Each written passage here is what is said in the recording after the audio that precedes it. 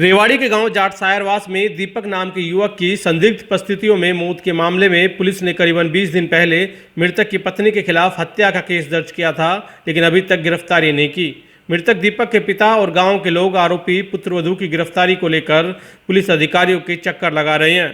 गुरुवार को भी ग्रामीणों ने घंटों सदर थाने में डेरा डाले रखा, जिसके बाद थाना प्रभारी ने जल्द गिरफ्तारी का आश्वासन देकर ग्रामीणों को वापस घर भेज दिया। आपको बता दें कि 17 सितंबर की सुबह दीपा का शव उसके कमरे में मिला था और गले पर रस्सी के निशान थे। पुलिस ने उस समय सामान्य कार्रवाई की थी, जिसके बाद परिजनों ने मृतक की पत्नी पर हत्या का आरोप लगा पुलिस अधीक्षक से न्याय की गुहार लगाई थी और 23 सितंबर को पत्नी के खिलाफ पुलिस ने हत्या का केस दर्ज किया था, लेकिन अभी तक पुलिस ने आरोपी पत्नी की गिरफ्तारी नहीं की है। मृतक के पिता का कहना है कि उसका बेटा दीपक सेना का जवान था और छुट्टी आया हुआ था। 16 सितंबर की शाम उसके बेटे और पुत्रवधू के बीच झगड़ा हुआ था, जिसके बाद झगड़े के बाद दोनों छत पर बने कमरे में जाकर सो गए थे। सुबह उसकी पुत्रवधू रोजाना की तरह छत से नीचे आई और चाय बनाई, जिसके बाद दोबारा छत पर जाकर कहा कि दीपक उठ नहीं रहा है। परिजनों ने देखा तो दीपक के गले पर रस्सी के निशान थे और उसकी मौत हो चुकी थी। पिता का आरोप है कि अगर उसके बेटे ने आत्महत्या की होती तो कमरे में कोई रस्सी या फंदा लगने वाली जगह जरूर मिलती, लेकिन दीपक जिस तरह सामान्य सोते हैं उसी तरह मृत मिला है। उससे साफ है कि दीपक की हत्या की गई है। जी, ये दीपक का हमें लगता है कि उसकी वाइफ ने मर्डर किया है और वो दोनों रात को उसके साथ सो रही थी और उसी ने उसको मर्डर किया उसने, जो कि हमें कम से कम 10 बार पुलिस के चक्कर काट चुके हैं, एसपी, आईजी सभी से मिल चुके हैं, जो कार्रवाई कहीं नहीं हो रही है।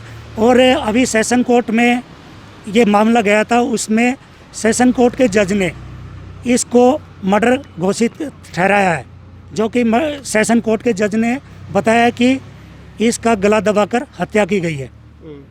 उसके बाद में भी पुलिस ने इसको कोई अरेस्ट वगैरह कुछ नहीं किया। उसके बाद में इन्होंने अग्रिम जमानत के लिए चंडीगढ़ हाई कोर्ट में डाल दिया है, जो कि 1 महीना से ऊपर ये निकल चुका है। पुलिस अभी तक कोई कार्रवाई नहीं कर रही है। तो इसमें जब ये घटना हुई थी उस समय तो शायद आत्महत्या का मुकदमा दर्ज किया था ना? नहीं, उस समय भी जो आत्महत्या का मामला ये दर्ज किया था इन्होंने, लेकिन उस टाइम डीएसपी और जो एसएचओ मौका पे पहुंचे थे उन्होंने पूरे गाँव वालों के सामने इसको मर्डर का बताया था कि भाई मर्डर लगता है। और उसके बाद में इन्होंने हमारे को बोला कि भाई दिनवाड़ी कर लो, उसके बाद में कार्रवाई करेंगे, जो कि 3-4 बार हम इधर चक्कर काटते रहे। और 18 तारीख को आए, 19 तारीख को पूरा गांव वगैरह पूरा है। उसके बाद में 20 को संडे हो गया था, 21 को एसपी साहब के पास गए। एसपी साहब के कहने से इन्होंने केस दर्ज किया। और इसमें जो आपके क्या क्या आधार है जिस आधार पे आप कह रहे हो कि मर्डर हुआ है? मर्डर का हमें ये है कि 12 बजे के बाद में वो दोनों ही ऊपर चौबारा में सो रहे थे। उसके बाद में जब सुबह वो उठ कर आई तो उसने कुछ नहीं बताया, नहाई धोई सब कुछ काम किया, उसने काम किया। उसके बाद में जब पौने 7 बज रहे थे तो उसने छोटे लड़के को बोला कि तेरा भाई बोल नहीं रहा।